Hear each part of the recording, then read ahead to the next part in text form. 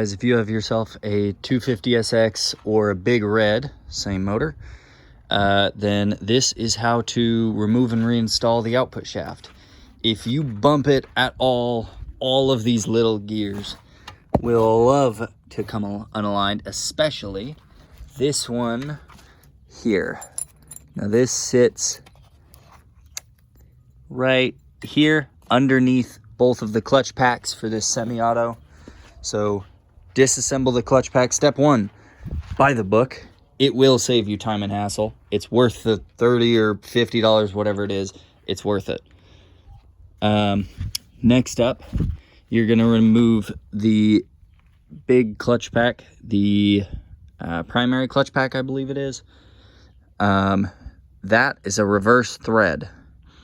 So spin it off, tighten it to spin it off, and pull it off. It should pull off. You shouldn't really have much problem. Then the 4 bolts on this with a normal thread nut, just unscrew to take this one off. It's the opposite direction, righty loosey, lefty loosey. And then after you have these off, this spring system will come out.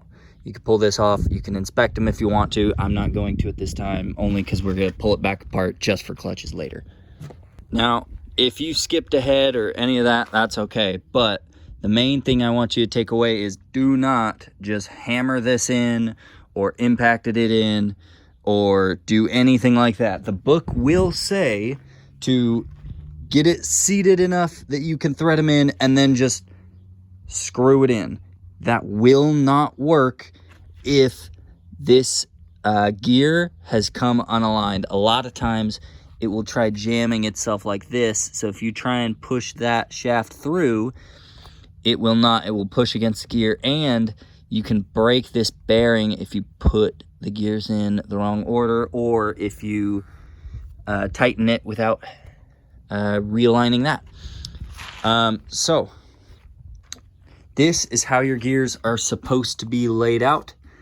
With this being the output shaft here, there's a gear spacer, which I know it looks odd.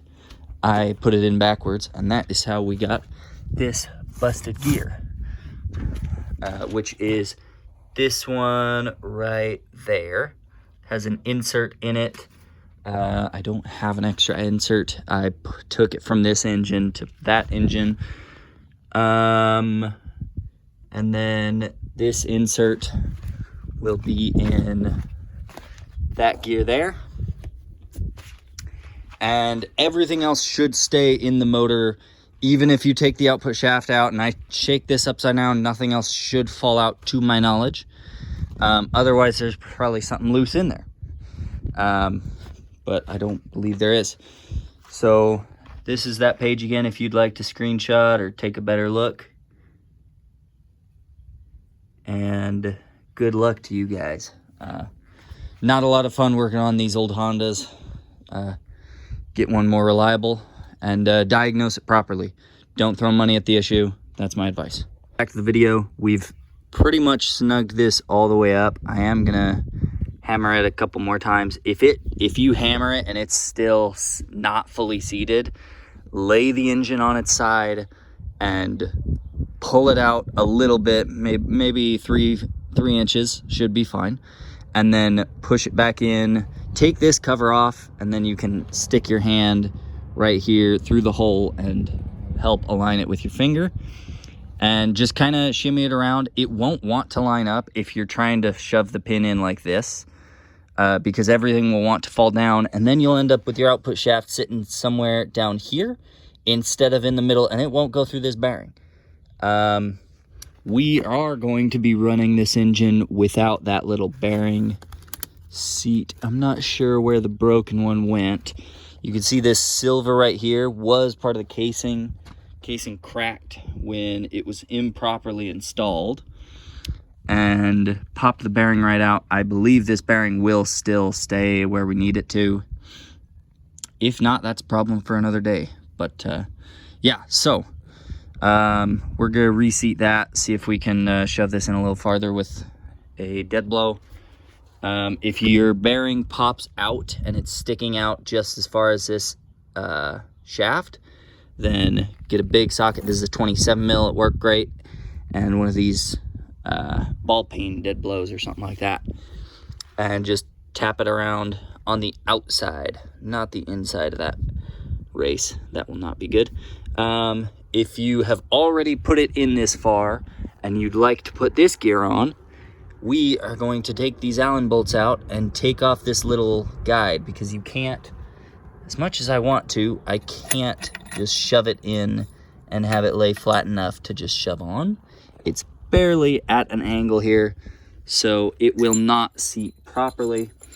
This piece is in this gear. It goes this way with the flange butting up against the bearing is how you want it. No other way. Don't try to do this. Also, if you're out here in the dirt and it's getting a little gritty, use assembly lube. It makes it a million times easier, and everything will slide together like butter.